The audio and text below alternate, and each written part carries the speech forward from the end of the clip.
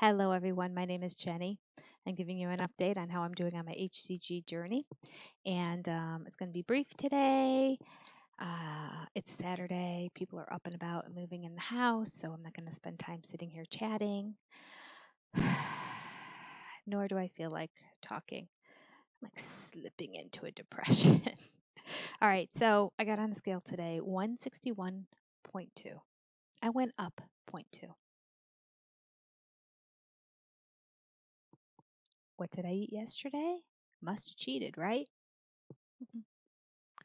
2 small chicken planks between 7 and 8 ounces, between 6 and 8 ounces. These were actually smaller. I didn't weigh them this time because the planks are all pre-frozen individually. I had 2 pretty large ones once, and I was worried about the weight, and they were like 7.7 ounces. So these were smaller. So these probably between 6 and 7 ounces of, about 7 ounces of lean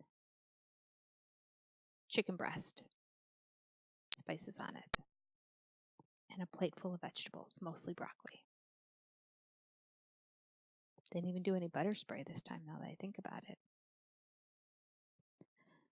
So, I feel like at this point, if it was the salt that I put on it, because I put a garlic salt on it, that if it was the garlic salt that was causing it, that things would kind of like flushed out and balanced out by now, because I do drink a lot during the day.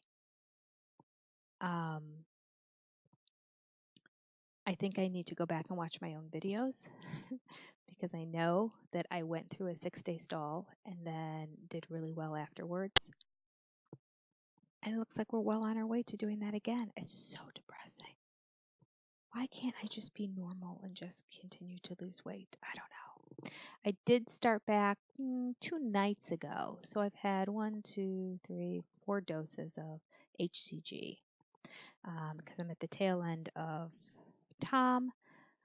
I thought maybe that would help since yesterday I thought, well, I had it the night before, then I had yesterday morning and yesterday evening. So this morning on the scale, took my drops. When I went to get on the scale, I thought for certain, because the HCG is back in my system, maybe that's what was causing it to kind of stall. No.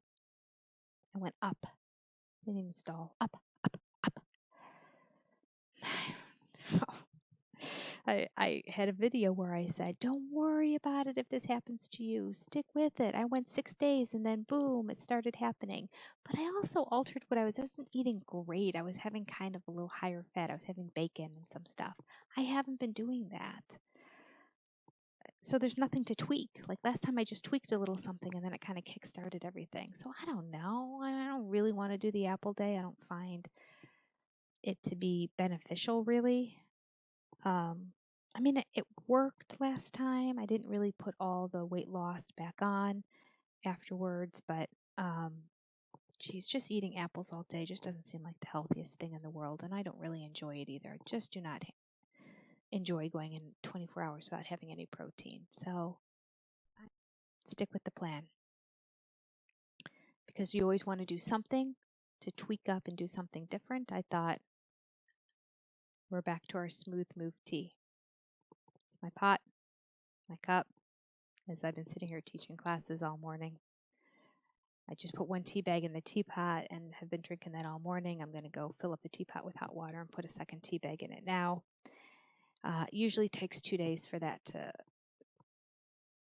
affect me. So I don't expect anything happening today or tomorrow, but the day after that, that should lower the scale a little bit. But it just seems like an artificial weight loss. But I don't know. I'm hoping that maybe just bulk is what's causing the scale to be up right now. I don't know. I will also not have that garlic salt that I like so much. You know, it's really not smart to do 2 things at the same time. But I also don't want to do one thing and wait 2 days and just keep doing that and having nothing work. So I'll cut back on that garlic salt, or I'll change. Maybe I'll find some garlic powder and just do a little Himalayan salt, because Himalayan salt didn't seem to affect me in the past. And I can't guarantee that this garlic salt's affecting me either, but it is the one thing that since I've been on the stall, starting this particular garlic salt, which by the way, it's I was talking about it the other day about the 3 garlic salts I have. The one that I really like the most is a Lowry brand, and it has parsley in it. Remember I told you it kind of had like green in there? It's parsley that's in there. Oh, it's a really good garlic salt. All right, so I'm going to briefly read a little bit about what I read today. This is not from Dr. Simeon's protocol. I just kind of did my own research on cortisol, stress, and weight loss. Wondering, is it like water retention where like you're holding on to something, but as soon as you kind of let go of it, it all like slushes off? It doesn't seem that way. And quite frankly, most of everything I read when I was trying to do research on weight loss and high levels of stress basically said that people just eat more and they make poor choices. And neither of those are situations that I'm in right now. So that didn't come into play. So I had to find more specific research on metabolism and cortisol. And here's what I found: stress triggers a fight or flight response in our bodies, and this response releases hormones such as adrenaline and cortisol.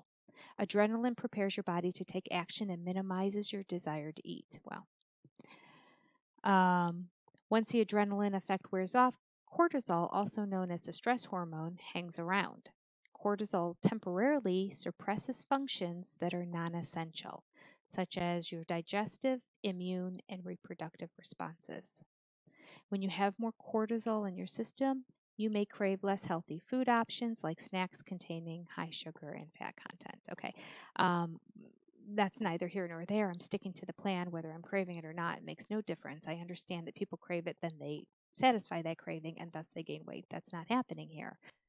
I have to go back to the sentences where it says that cortisol will temporarily suppress functions that are non essential, and your digestive system is part of this. So I feel like that's somehow happening, and maybe this is all just bulk in terms of my weight not losing. Like maybe my body is burning more fat, and but my intestines are just hanging on because it's been 5 days since I've had a bowel movement. So I'm hoping that's what it is, and it's suppressing the digestive functioning of the intestines working, and that as my stress gets relieved, which is going to be a while, um, and maybe with the help of some smooth move tea, things will get going again.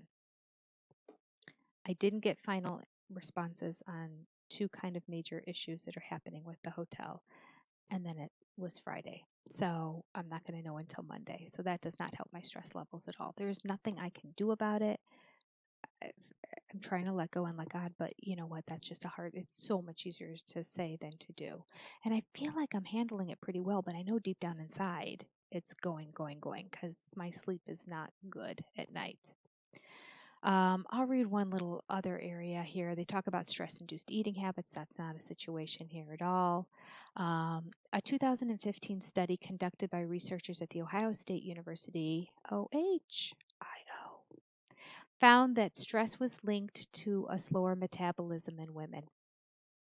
Researchers questioned women about the previous day's stressors before feeding them a high fat, high caloric meal. Then the scientists measured their metabolic rate and examined their blood sugar, triglycerides, insulin, and cortisol levels. They found that on average, women who reported one or more stressor during the previous 24 hours burned 104 fewer calories than the non stressed women. That difference might mean a weight gain of almost 11 pounds over a year. The stressed women had higher levels of insulin, which contributes to the storage of fat. They also had less FAX oxidation, which is the conversion of large fat molecules into smaller molecules that can be then used as fuel. Fat that is not burned is stored. All right. Excessive stress affects where we tend to store fat. Higher levels of stress are linked to greater levels of abdominal fat, which can be particularly hard to shed. All right. So it says, even if you aren't eating more than you usually are, experiencing high levels of stress may cause you to gain weight. I think this is what's happening with me. This is an article online. I should quote where I get things from. Uh, it's a website called Very Well Mind. And the study from 2015, I should probably quote that too. I've lost it. Shoot, I'm out of there now. Okay, I'm sorry.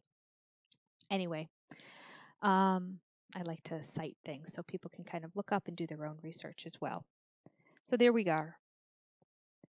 If it is stress that is causing the stall, that causes me more stress. Because I want to get over the stress, but the stressors in my life are not leaving and probably won't be gone until about Monday or Tuesday. I don't want to start losing 0.2 pounds starting on Tuesday. Oh my gosh. Honestly, it's starting to look like it is a real possibility that I might not even get into the 150s. And every time I say that and then I look at the numbers, I'm like, nah, I've got time.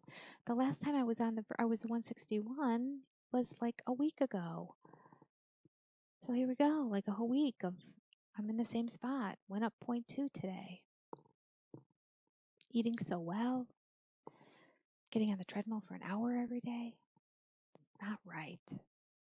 All right. I don't mean to discourage you if you're on the HCG diet. I hope that you watch this and just realize, okay, I'm not alone. And not just throw in the towel and say HCG doesn't work for me, because boy, let me tell you, that is tempting. Very tempting to do. And especially since I'm over 21 days, it would be very tempting to do. But I know I have this big retreat with all this food coming up, and then there's going to be wonderful leftovers of breaded chicken and breadsticks and vegetables, but cooked in a lot of butter, things that are not HCG compatible. So I need to stay on this plan and start to wean off 2 days before my retreat. And then just cognizantly try to be better, be on the HCG hormone while I'm trying to be better, because I don't want my weight to just skyrocket. All right, that's all I have. Is it encouraging? I don't know. Is it encouraging to know, maybe to know it's not just me, that this is something that happens? It's discouraging to know that the only thing you can do is eliminate stress. And how do you do that? I mean, I can't. I'll see you tomorrow.